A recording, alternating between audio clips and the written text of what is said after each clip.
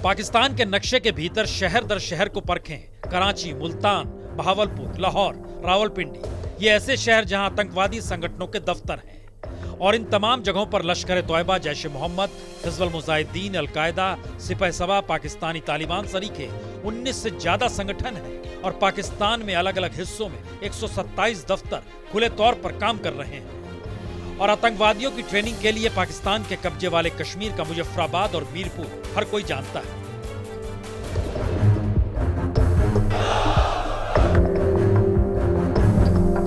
यानी पाकिस्तान के एक छोर से दूसरे छोर तक आतंकवादियों की मौजूदगी।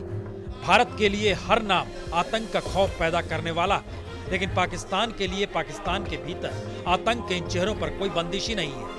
तो सबसे बड़ा सवाल तो यही है कि जिस आतंकवाद पर नकेल कसने के लिए भारत पाकिस्तान से बार बार बातचीत करता रहा, जब वही अपनी जमीन पर आतंक को आतंक नहीं मानता तो पठानकोट हो, उरी हो या पुलवामा हो, उसे आतंकवादी हमला वो कैसे मानेगा?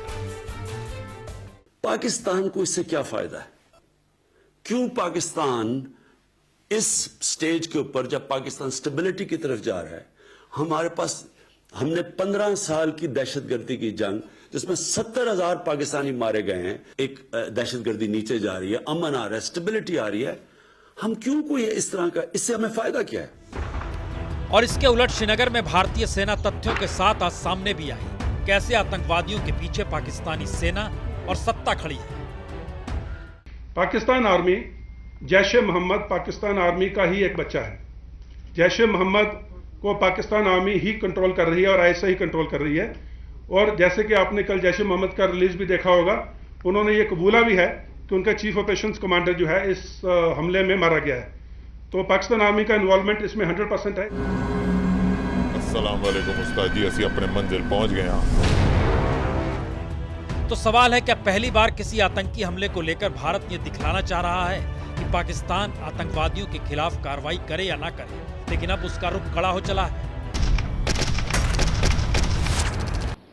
मैं आतंकी संगठनों को और उनके सरपरस्तों को कहना चाहता हूं कि वे बहुत बड़ी गलती कर चुके हैं। बहुत बड़ी कीमत उनको चुकानी पड़ेगी। जाहिर है मोदी ने पहली बार सीधे तौर पर चेतावनी दी है, लेकिन अगला सवाल यह है, क्या कहने भर से हालात समझ जाएंगे या फिर कोई गारंटी क्या लेने को तैयार है कि अब आतंकी हमले नहीं होंगे, या पाकिस्तान से बातचीत ही कर ली जाए तो सब ठीक हो जाएगा? पर समझने की जरूरत तो यह है कि पाकिस्तानी सत्ता भी आतंकी संगठनों के सामने कमजोर है, क्योंकि पाकिस्तान में सत्ता इमरान के पास नहीं बल्कि सेना और ISI भी सत्ता का दावा रखते हैं। तीनों पावर सेंटर हैं और तीनों की जरूरतें अलग अलग हैं। यानी लोकतंत्र का चेहरा इमरान खान के अक्स में खोजना भूल होगी। फिर इमरान सरकार भी इस सच को बाखूबी समझती है कि आतंकवाद उसके घर में सामाजिक आर्थिक हालातों की उपज है और सेना ISI की पॉलिसी का हिस्सा भी। तो सवाल यह है कि लश्कर तोयबा हो या जैश ए मोहम्मद या फिर कश्मीर से निकलकर पाकिस्तान की जमीन पर पनाह लिए हुए सैयद सलाउद्दीन का संगठन हिजबुल मुजाहिदीन, इनका अतीत बताता है कि सत्ता की कमजोरी का लाभ आतंकवादी संगठनों को नहीं मिला, बल्कि हर सत्ता ने अपनी कमजोरी को सौदेबाजी की ताकत में बदलने के लिए आतंकवादी संगठनों को पनाह दी। और इसका बेहतरीन उदाहरण तो जैश ए मोहम्मद के अजहर मसूद है, जो पठानकोट, उरी, पुलवामा हमले को लेकर कटघरे में है। लेकिन पाकिस्तान के भीतर का भी ये सच है कि अजहर मसूद पर दिसंबर 2003 में मुशर्रफ पर हमला करने का दोषी माना गया, लेकिन मुशर्रफ की सरकार ही अजहर मसूद का कुछ नहीं बिगाड़ सकी, सिवाय इसके कि जनवरी 2002 में जब जैश पर प्रतिबंध लगा तो उसने अपना नाम बदलकर खुदम उल इस्लाम कर लिया। इतना ही नहीं, याद कीजिए अमेरिकी पत्रकार डैनियल पर्ल, उसकी हत्या के इल्जाम में भी अमेरिका ने अजहर मसूद को अपने कानून के तहत तलब किया। इंटरपोल ने मसूद की गिरफ्तारी पर जोर दिया, लेकिन इन सब से इतर मसूद की खुली आवाजाही कराची के बिन्नौरी मस्जिद में भी रही और बहावलपुर में जैश के हेडक्वार्टर में भी रही, और दिखावे के तौर पर हर किसी ने नाम बदल लिया। लश्कर को छोड़ जमातुल दावा को हाफिज सईद ने ढाल बनाया।